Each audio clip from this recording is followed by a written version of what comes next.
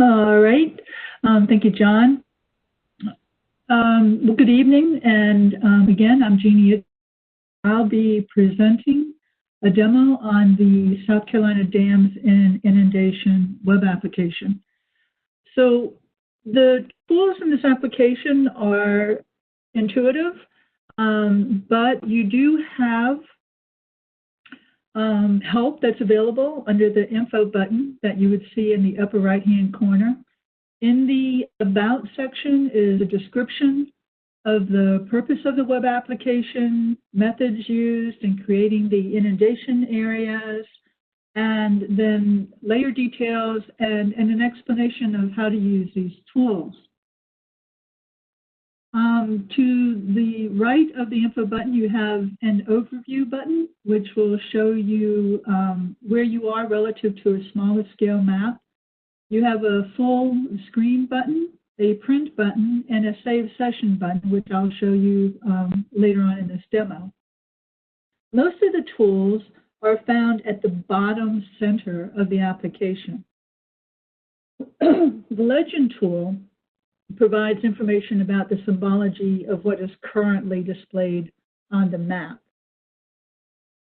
The layer list lists all of the layers that are available for display, including the dam classifications, inundation boundaries, parameters, traffic counts. A lot of times we'll use precipitation data. So all of that is available for you. When you click on a layer, the symbology for that layer comes up, and then the ellipsoid, or the three buttons that are right next to it, they offer you interactions with that layer. You can change the transparency, you can view it in an attribute table, and so on and so forth. If you notice, as you turn on the layers in the layer list, it automatically populates the symbology in the legend. The tools, any of the tools can be moved around anywhere in the application, and you close them by clicking on the X on the right upper hand corner. Now each layer has got a pop-up. If you click on it, you'll see information about that site. If you've got several layers turned on in that layer list, the pop-ups for all the layers will appear sequentially as if they intersect that exact point where you clicked. Now, some of the pop-ups will provide links to additional information. So if you needed parcel data information, here this is the county boundary, and you would click on the parcel data, and it would take you to Horry County's parcel site, so you could find information about your particular parcel. As John was mentioning, one of the really interesting layers on this is this inundation area. This is actually a composite or merging of three images. One represents the time of water arrival, the depth of the water, and then the elevation of the site that would be impacted if there was a dam failure. This is a pretty large data set, so if you see it's grayed out, so you'll have to zoom in order for it to appear. So I'm going to use down here at the bottom a bookmark that I previously created to zoom in to an area of interest. Well, all right. Well, I'll tell you what, I'll use that to show you how to do a bookmark. I do know the area that I want to go to, though. So with this, we're going to look at two dams. One is 3761 and one is 3774.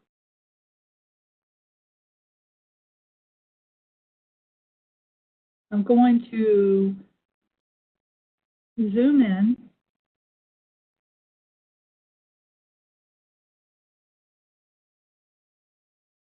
And what you see are the boundaries of the inundation area. I'm going to wait for a little while on this. It does look like the inundation areas are coming up, but for some reason, they're being slow in displaying. Now, these servers are the servers that we've been using for the COVID pandemic as well. So I'm going to leave this up, and I'm going to come back to it in just a second. I'm not getting any error messages why it wouldn't come up. So I'm not quite sure what's going on, but we'll come back and we'll revisit this.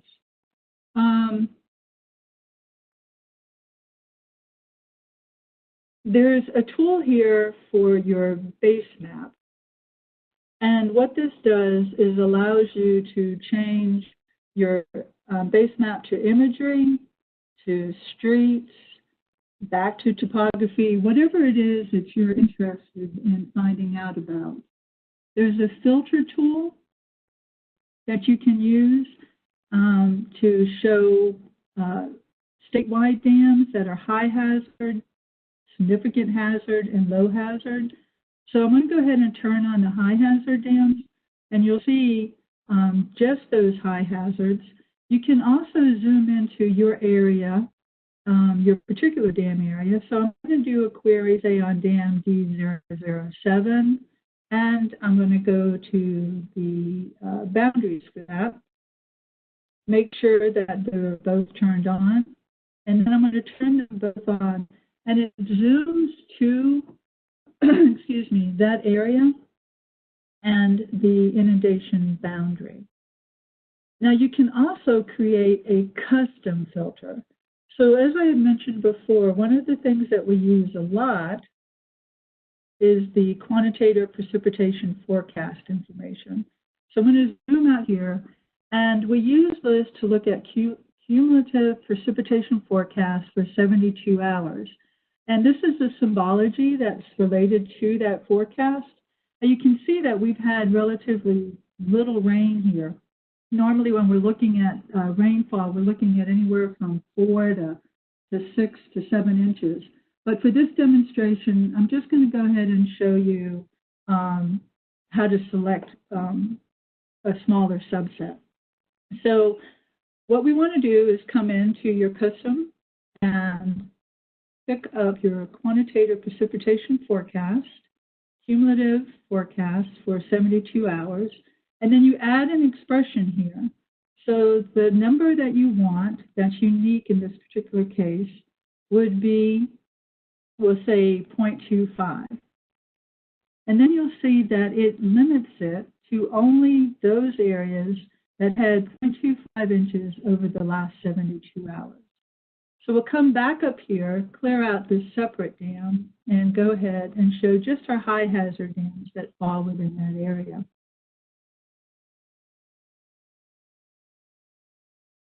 Go ahead and close this. The next tool I wanted to show you was the select tool. So with the select tool, you can select a subset of the data if you would. And you can do that either by rectangle, polygon, or circle. So here I'm going to use the circle and just click on some of our high hazard dams. You'll see that it's selected 75. It lists the 75, and it also lets you export those data, which is important sometimes for our listings. You can see them listed down here in the dam hazard classification. We have 538 features, high hazard dams in the state, and 75 of them are selected. What I did is I just opened up the table, and you can open up the table clicking on the table attribute, just opening and closing by clicking on it and unclicking. Then I'll clear that. The other thing I wanted to show you too is that you can actually select on this feature that we filtered out. So you can see that this has the 72-hour. I can go ahead and click on that. And the important part, I'm going to show this to you later on in the application, is that by clicking on that, it actually allows me to sort it, to create a layer, to add a marker. So I'm going to export this as a GeoJSON. That's a GIS jargon term, which just means spatial data. I'm going to click on it, and it downloads a GeoJSON file, and that file contains both spatial and tabular data. And I'm going to use this later on in this demonstration. Go ahead and clear that, clear out the select. The Add Data button. Now, the Add Data button allows you to add additional data that's not included in that layer list. You can go to the content and you can search for ArcGIS Online. We use a lot of the National Weather Service station data. So I'm going to search for that, and it comes up with everything that's available online through the National Weather Service. I'm going to add something that's kind of bold in nature. It's not the most aesthetically pleasing, but it'll let you see what it means when you're adding data through this. And I'll just back out. When you add, this is the gridded surface weather forecast. When you add something from online, it also adds it to the layer list, so you see the information. To remove it, you simply click Remove. Another way of adding data is through a URL. We have at DHEC a watershed atlas that contains a lot of information about the Bureau of Water. So if I wanted to, say, load our permits in there for NPDES, I could go to this application and look at the description for it. And even though there's an error here, that's just saying that the service directory is disabled. It gives you the URL. So you want to copy that URL, go back to your dam safety application, and paste that in there. Now, if you're not used to doing this, they give you sample URLs of things that you are looking for that people would provide. And this kind of format is provided by lots and lots of county and state and federal agencies. And then you add it. When you add it, it adds the permits. I'm going to zoom in. And you can zoom in by using these navigational tools. This will be a zoom in, a zoom out. This will bring you to the state. This will bring you to your house. And this will bring you to a previous extent. Well, now that I've added the NPDES, I can click on the site. I can see the information about the site that was presented in the earlier application, and I can see where they are in relationship to my dams. And then finally, you can add a shapefile, a zip shapefile, CSV, or KMLs from Google Earth. So it gives you lots and lots of options. The next tool I wanted to talk about is the Draw tool. This allows you to add text. So if you wanted to save this and mark it up for somebody to see, you could add different location marks, you could add arrows, lots of different things that you can do with this, and then save it later on to send to somebody. And if you've made a mistake or if you want to get rid of something that you've added, you just click the undo and it'll release that. There's a measurement tool, and you can use that to determine measurements in any units of interest. I'm going to choose miles here. You click once, you click a second time, and it gives you the measurement. If you click a double time, it'll give you a cumulative measurement. Double clicking will end it and clear it. Oops, excuse me, and clear.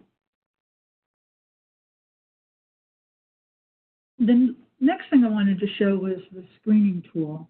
Now, this lets you do some interesting things to generate reports.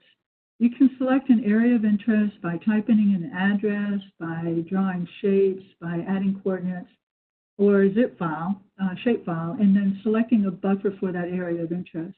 And it generates a report for you to download. I kind of want to walk you through an example of how we use a combination of these tools to get what we need.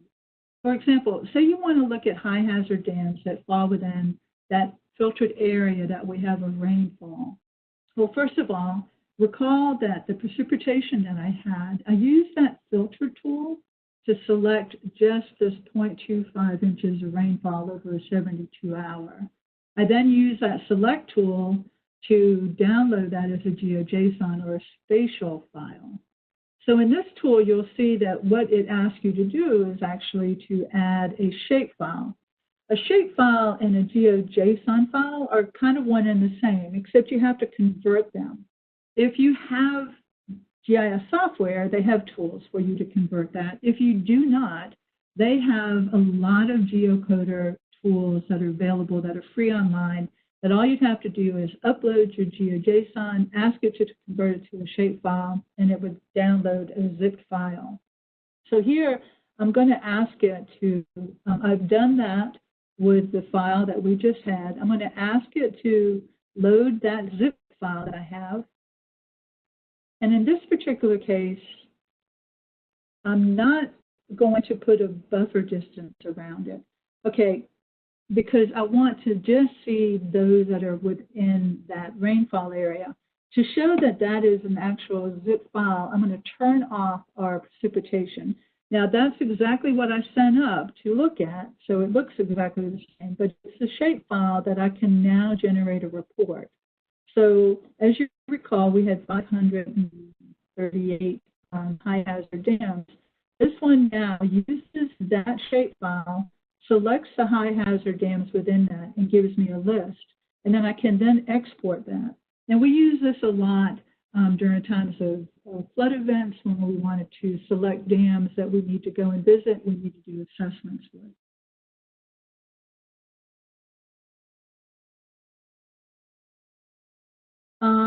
With this, the next tool is a driving tool, and this is simply, you can zoom in, you can find a place from one point to the next point, and it gives you the driving time and the directions to get that, get to there. We can use that when we're doing our assessments. And there's a near me tool, so you can put in your address, and you can find out sites that are near you with anywhere from a 0 to a 15-mile buffer. And then the bookmark that I told you about was what I had just added before, where if I wanted to save this particular spot, I could just come in here, bookmark it, and let me come back in here again and test it again and add it and go to it. The last thing, not the last thing, but one of the things I wanted to talk to you about was the Save Session button. This Save Session button allows you to come in here and to actually save what you've had in here, like the hellos, the me's, the directions and stuff. This is really unusual for most web applications because usually once you clear your browser, once you get out of there, it clears everything for you, and anything that you added, any text you added or anything, like if you wanted to share something with John or any of us at DHAC, would be gone. This way you could actually share, save your session, save it to a file, and then that file that's downloaded on your computer, you can send to us, and we can see what it is that you wanted to show us. One of the main things that I wanted to show you now was this inundation, and I'm going to come back here, and we're going to revisit that before I let go.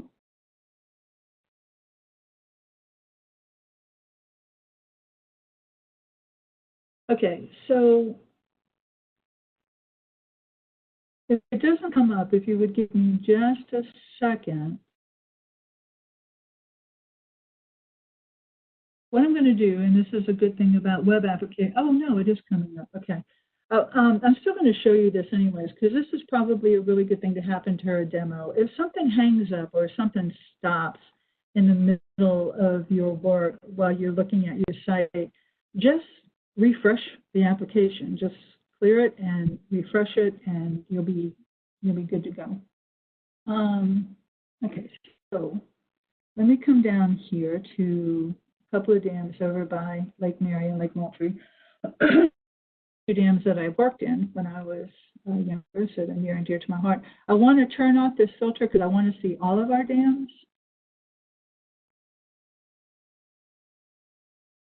I'll come back in there. So this was what John was getting at when he was talking about looking at your individual dams. So you could do this tonight if you wanted to. We'll just give it a little bit of time to open up here.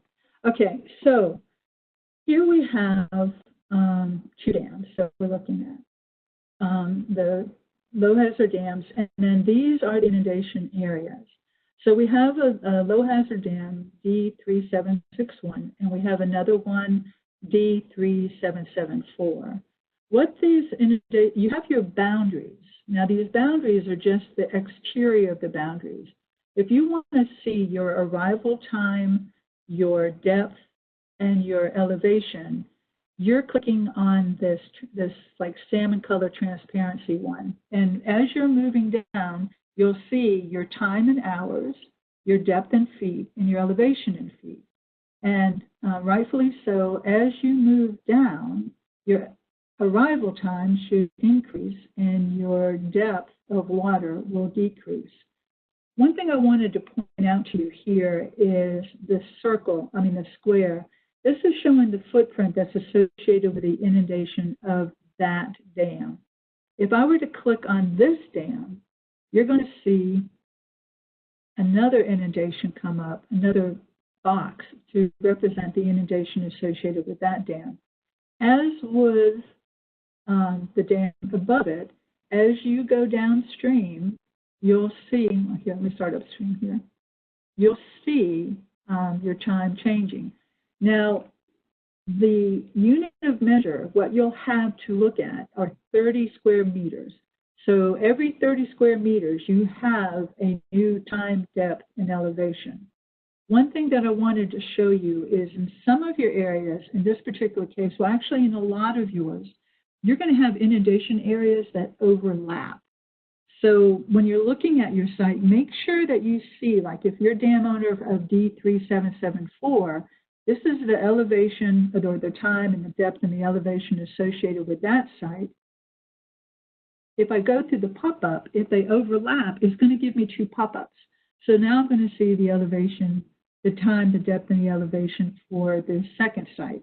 So make sure you're checking your name here to make sure that you're looking at the elevation and the parameters associated with your particular dam. The other thing I wanted to explain is in your EAPs, you have a very nicely colored, the dark red is the deeper areas and the blues are the shallower areas. You don't see that here. And the reason that you don't see here is because this is a statewide coverage of inundation areas. And so we have lots and lots of areas to overlap. If we were trying to overlap that type of coloring for inundation dam, it would be overwhelming and very confusing. Okay, so I think that's it. Thank you so much for your attention, and I will send this back to John.